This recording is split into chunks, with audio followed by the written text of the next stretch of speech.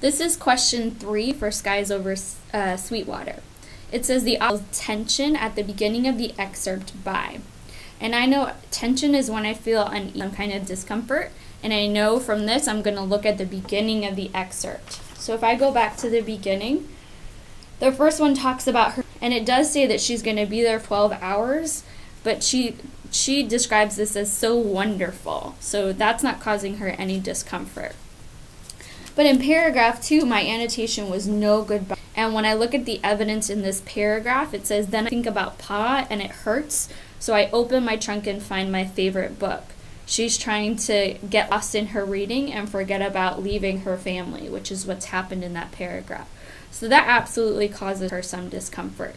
So I'm now going to go back and find the answer choice that best my own answer, which is about her family and the loss of her family causing her discomfort.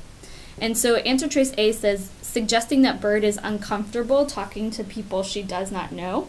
She's not really excited to engage in the conversation with this other girl on the train, but that happens later on in the story. Answer choice B says, hinting that the train trip will be lengthy. It does say that in paragraph 1, but she also claims that the train is wonderful. And so that doesn't tell me that she has any discomfort. Answer choice C says, indicating that Bird does not have the resources to live on her own. It does talk about in paragraph 9, she had to save all of her money to be able to buy a book, but it doesn't talk anything about what makes her uncomfortable on this journey. And in fact, and that's not in the beginning. And also, she was able to afford a very luxurious compartment on this train. And so I don't think that that's the right answer.